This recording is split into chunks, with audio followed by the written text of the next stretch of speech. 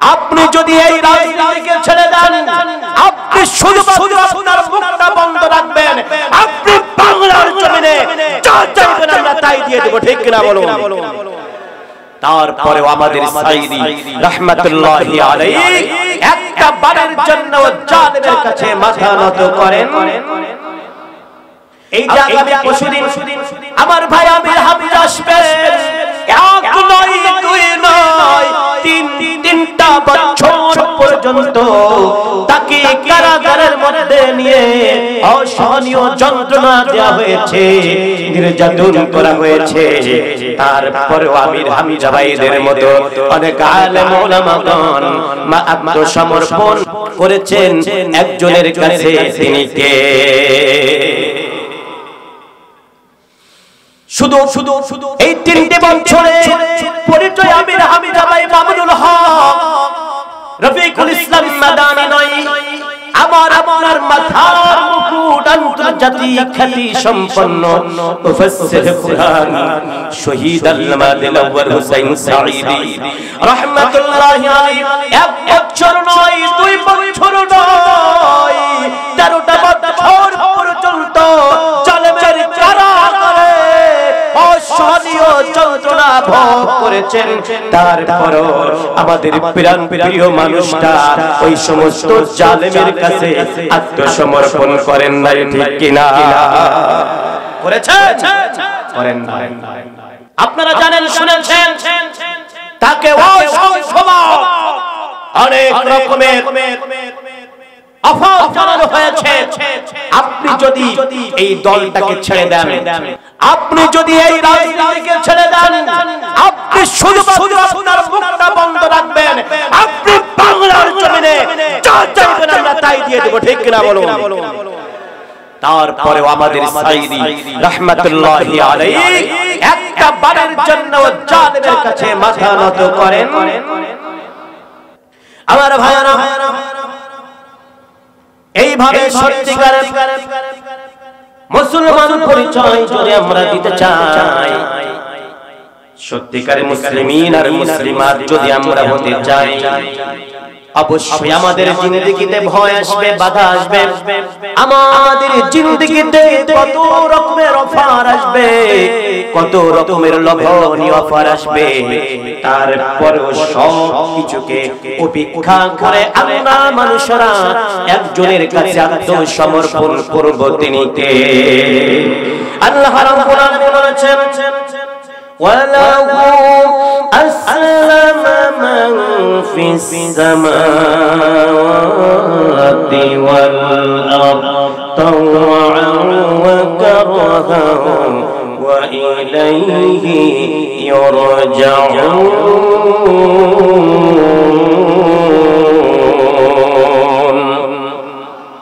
আমার ভাইরা, দুনিয়ায় কিন্তু কিছু মানুষ আছে, ওরা সত্যিকারী আল্লাহ পাক রব্বুল আলামিনের বিধানের কাছে মাথা নত করে না, ইসলামকে ধর্ম বলে গ্রহণ করে না, মুসলমান নাম পরিচয় দেয়, কিন্তু প্রকৃত পক্ষে তারা মুসলমান নয়।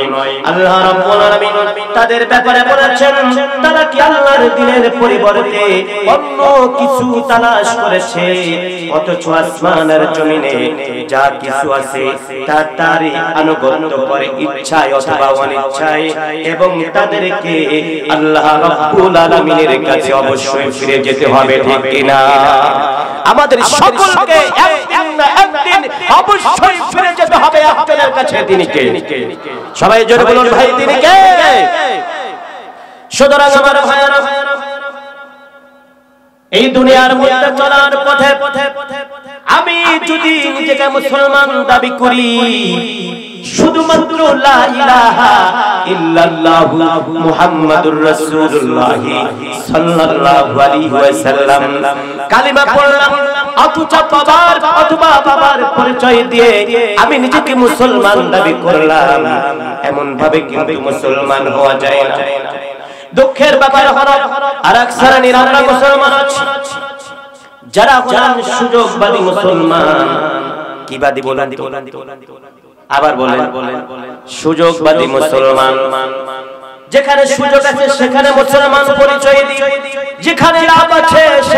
মুসলমান পরিচয় দেয়, যেখানে আমার স্বার্থ আছে সেখানে মুসলমান পরিচয় দেয়, আর যেখানে পরিচয় দিলে আমার জন্য মুসলমানিত্ব অর্জন করা, আমার জন্য দিনটা মেনে নেওয়া কঠিন হয়ে যাবে, সেখানে আমরা ইসলামটাকে ইসলাম বলে দিনে নিজের ধর্ম বলে পরিচয় দিতে চাই না। আছে না নাই? জোরে বলুন ভাই, আছে না নাই?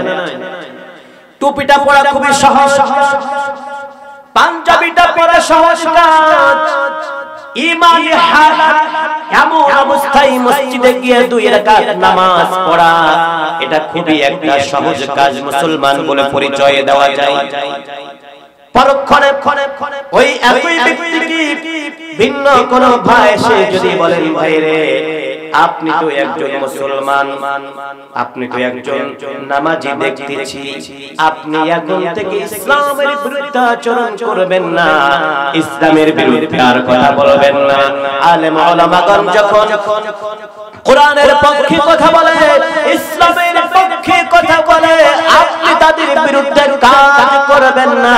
দেখবেন সাথে সাথে আপনাকে উল্টা বুঝে এমন বলবে যে ভাই আমি হুজুরদেরকে ভালোবাসি যে তারা কোরআন পড়বে, নামাজ পড়বে, মাঝে মাঝে আমাদের কাছ থেকে কিছু বেতন নেবে আর খাবে, মজা করবে।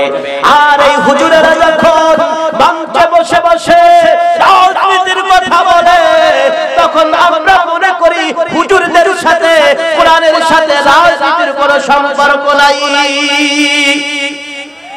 আছে না নাই? আমার বক্তব্য বলা আমার ভাইয়েরা, এমন অবস্থায় আমরা তখন বুঝতে পারি ওনার স্বার্থে আঘাত লেগেছে, যার কারণে উনি তখন বলছে যে কোরআনের সাথে রাজনীতির কোনো সম্পর্ক নাই। রে ভাই, আমি আপনাদের কাছে সবসময় জিজ্ঞাসা করতে চাই, কোরআনের সাথে ইসলামের সাথে যদি রাজনীতির কোনো সম্পর্ক না থাকবে, আমার নবীজি রাষ্ট্র চালালেন কেমন করে, ঠিক কিনা?